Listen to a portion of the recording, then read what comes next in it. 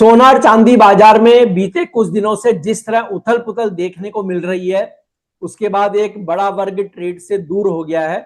इस वर्ग के लिए बुलियन में जहां कमाई नहीं रही, वहीं क्रूड में जिस तरह तेजी आई और फिर से करेक्शन, उसका लाभ भी इस बड़े वर्ग को नहीं मिला।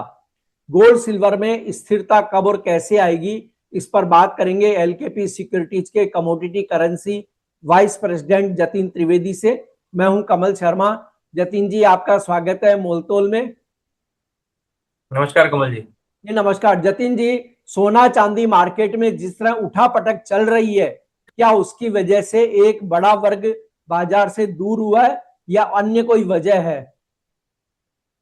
देखिए, अभी जो ये रेंज वॉलेटिलिटी का जो दौर चल रहा है ना सोने चांदी के अंदर, इसने एक पहले बड़ी तेजी देखी जनवरी जनवरी एंड तक, और फिर बाद में मंदी देखी बड़ी। और उस मंदी के अंदर बहुत सारे जो वीक हैंड्स है वो भी चले जाते हैं। जिन्होंने तेजी की थी वो भी डर जाते हैं, और जिन्होंने मंदी की थी वो अपना मुनाफा लेके एक बोलते हैं ना साइड लाइन से बैठ जाते हैं, क्योंकि जो मंदी करने वाले होते हैं ना वो ज्यादातर रिटेलर्स तो थोड़े कम ही रहते हैं। लेकिन जिनके पास थोड़ा नॉलेज ज्यादा होता है वहां पर कोई भी एसेट क्लास तो मंदी वही लोग कर पाते हैं। तो उनको ये भी पता होता है कि कब साइडलाइन बैठना है, कब ज्यादा पार्टिसिपेट नहीं करना है। तो अभी फिलहाल ये जो दौर चल रहा है, मुझे लग रहा है एक्सपर्ट्स और जो इंस्टीट्यूशनल वॉल्यूम होना चाहिए या बैंक्स की जो वॉल्यूम होनी चाहिए, वो सब थोड़े से साइडवेज हो चुके हैं। एक बड़े ट्रिगर का वेट हो रहा है यहाँ पर, और थोड़ा सा एक्सेस एक्सेस कर रहे हैं मार्केट सिचुएशन, क्योंकि वॉर के तनाव में कितना कैसा इम्पैक्ट गिरेगा वो सब चीजों का भी एक्सेसमेंट हो रहा है। तो मुझे लग रहा है ये रेंज मार्केट जो है वो फिलहाल कंटिन्यूड रहेगा थोड़े टाइम के लिए। जी, और जतिन जी, क्या ईरान युद्ध खत्म होने के बाद गोल्ड और सिल्वर में स्टेबिलिटी आएगी या क्या संभावना है? क्योंकि देखिए, डोनाल्ड ट्रंप तो कह रहे हैं कि मैं क्यूबा से भी लड़ना चाहता हूं। जी।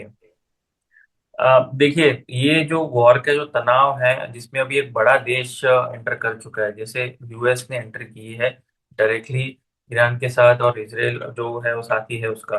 तो इसमें कहीं ना कहीं एक लंबे पीरियड तक अगर ये जो चलते रहा ना, तो इसकी वजह से गोल्ड सिल्वर को जरूर डेफिनेटली फायदा होगा।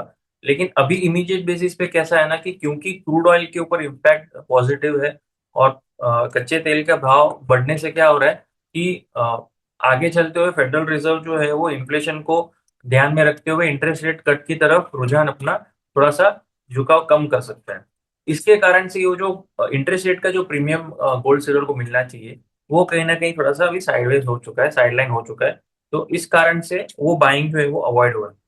लेकिन तो जो वॉर की एक आपने जो स्पीड है। जतिन जी जो क्रूड की बात कही, तो क्या क्रूड गोल्ड सिल्वर को कितना इफेक्ट कर रहे हैं और क्या एक ट्रेड करने वाले को इस पर ध्यान देना चाहिए क्रूड को लेकर के कि उसे कोई नुकसान न हो जाए? डेफिनेटली ध्यान रखना चाहिए, क्योंकि वॉर प्रीमियम कभी भी इरोड हो सकता है। जब भी डी एस्केलेशन की बातचीत होनी शुरू हो गई, व्हाइट फ्लैग रेज हो गए दोनों तरफ से, तो डेफिनेटली ये वॉर प्रीमियम जो है वो सभी चीजों में से निकल जाएगा, और स्पेशली कच्चे तेल में से निकल जाएगा। तो ये कब आएगा कैसे आएगा वो किसी को भी नहीं पता है कमल जी। तो इसमें यही होता है कि अपनी रिस्क जो है वो बहुत ज्यादा मैनेज करके चलना है।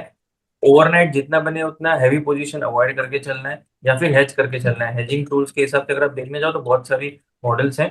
ऑप्शंस के माध्यम से आप हेज कर सकते हो, या डायरेक्टली ऑप्शंस ऑप्शंस के अंदर ट्रेड करके हेजिंग स्ट्रेटेजी बिठा सकते हो। तो डिपेंड करता है कि किस तरह से आपको इसके अंदर रिस्क लेना है।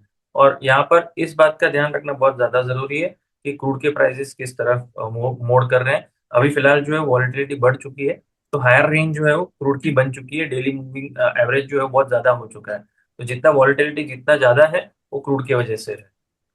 जी, तो गोल्ड के लिए कौन सा लेवल होगा जहां लॉन्ग टर्म इन्वेस्टमेंट के बारे में सोचा जा सकता है? अभी तो कमल जी कैसा है कि रेंज जो है वो कहीं ना कहीं 5,000 से लेके 5,350, इस रेंज के अंदर मुझे दिख रहा है क्रूड फंसा हुआ रह सकता, सब माफ कीजिएगा, सोना फंसा हुआ रह सकता है। 5,000 के नीचे के लेवल्स अगर ब्रेक हो जाते हैं सोने के अंदर, तो 4,600 4,500 ये लेवल्स ओपन अप हो जाते हैं। जब तक 5,000 के ऊपर क्लोजिंग बेसिस पर है तब तक मुझे ये रेंज में दिख रहा है। लेकिन इन केस ये ब्रेक हो जाता है, जब भी वॉर प्रीमियम और इरोड हो जाए और स्थिति शांत हो जाए, तो थोड़ा सा शायद पहले रनअप मिलेगा गोल्ड के अंदर, क्योंकि वो इन्फ्लेशन को लेकर के जो कंफ्यूजन है वो कहीं ना कहीं साइडलाइन हो जाएगी, तो गोल्ड को प्रीमियम बनना शुरू हो जाएगा, क्योंकि टैरिफ तो अभी भी चल ही रहा है ना। तो उसका तो प्रीमियम मिलना ही है। तो इस चक्कर में गोल्ड को जो सपोर्ट मिलेगा, लेकिन बाद में मुझे लग रहा है प्रॉफिट बुकिंग भी आएगी हायर लेवल से। तो 5,000 का जो लेवल है डॉलर टर्म्स में, उसको बहुत ही इंपॉर्टेंट सपोर्ट जोन के हिसाब से मानिए क्लोजिंग बेसिस पर। और 4,500 से 4,600 के बीच में जब मिलते हैं प्राइसेस, तब मेरे हिसाब से बहुत ज्यादा कंफर्ट लेवल है लंबे समय के लिए किसी को निवेश करना है तो। जी। अब जतिन जी, इंडस्ट्रियल डिमांड देखिए रातों रात तो कोई बड़ा उसमें परिवर्तन नहीं आता है, बावजूद इसके चांदी में दम क्यों नहीं है? देखिए चांदी के अंदर भाव जो है वो मेरे हिसाब से धीरे धीरे एक अभी प्रॉपर एक रेंज जो है वो ये बन रही है, वो थोड़ी बहुत लॉन्गर टर्म होराइजन से बराबर बन रही है। क्योंकि 3 लाख से 4 लाख की जो रैली थी ना, वो एक बहुत ही ओवरबॉटेड रैली थी। और 2.5 लाख से लेके 3 लाख भी थोड़ा ओवरबॉट ही सिचुएशन था। 2,25,000 के आसपास से लेके 2.5 लाख जो है ना, बहुत ही कंफर्ट जोन है चांदी का मेरे हिसाब से। और अगर वह सिचुएशन आती भी है तो 1,75,000। सो 1,75,000 से लेके 2,25,000 इस अगर रेंज में चांदी थोड़ा समय निकाल भी दे, एक दो क्वार्टर, तो भी मैं सरप्राइज नहीं रहूंगा, क्योंकि वो उसके लिए बहुत बेहतरीन भाव होगा। क्योंकि वो लॉन्ग टर्म प्रोजेक्शन अभी भी इंटैक्ट है, लेकिन वो साल 2 साल 3 साल उस हिसाब से है। इमीडिएट बेसिस पे फर्स्ट हाफ 2026, अभी फर्स्ट क्वार्टर पे हैं हम, गोइंग ऑन सेकंड क्वार्टर की अगर हम बात कर लें 2026 का, तो ये वॉलेटिलिटी रेंज के अंदर ही रहना चाहिए। बहुत बड़ी इसके अंदर बढ़त नहीं दिख रही है फिलहाल तो। रेंज जो है वो 1,75,000 से लेके ऑन द लोअर एंड, मतलब वर्स्ट सिचुएशन बोल रहा हूँ मैं, लेकिन 2,25,000 पे बहुत अच्छा कंफर्ट है फिलहाल तो। और हायर साइड पे 3 lakh 3,20,000 on the extreme cases अगर आ जाता है तो ये रेंज के अंदर देखने मिलेगा, और वॉलेटाइल जरूर रहेगा, ये बात भी है। जी। और जतिन जी, अब गोल्ड सिल्वर के शॉर्ट टर्म में एमसीएक्स के लिए लेवल आपके क्या होंगे? शॉर्ट टर्म में अगर मैं देखूं तो इमीडिएट बेसिस पर तो कमल जी 1,58,000 बहुत ही स्ट्रांग सपोर्ट है फिलहाल तो सोने के अंदर। जो इसके नीचे अगर हम फिसल जाते हैं या क्लोजिंग बेसिस पे ट्रेड करना शुरू करते हैं, तो 1,52,000 से लेके 1,50,000 के लेवल्स जो है वो नेक्स्ट लेवल होंगे सपोर्ट के। हायर साइड पे देखें तो 1,64,000 कंटिन्यूसली एक इसके अंदर रेजिस्टेंस लेते हुए देखने मिल रहा है। तो उसके ऊपर फिलहाल प्राइसेस नहीं दिख रहे हैं। अनलेस एंड अनटिल कुछ ऐसे डेवलपमेंट हो जाए कि वो गोल्ड को सपोर्ट करें, तो अलग बात होगी। लेकिन 1,64,000 के ऊपर अगर हम देखते हैं, तो नेक्स्ट लेवल 1,68,000 से लेके 1,70,000 वो आसानी से कैप्चर कर लेगा, अगर 1,64,000 के ऊपर ट्रेड करना शुरू करता है तो। और सिल्वर में? सिल्वर में जैसे मैंने बड़े पैमाने की बात की, अभी छोटी अवधि में बात करें तो कहीं ना कहीं ये प्राइजेस जो है वो इमीडिएट बेसिस पे 2,55,000 के पास सपोर्ट लेते हुए देखने मिल रहा है।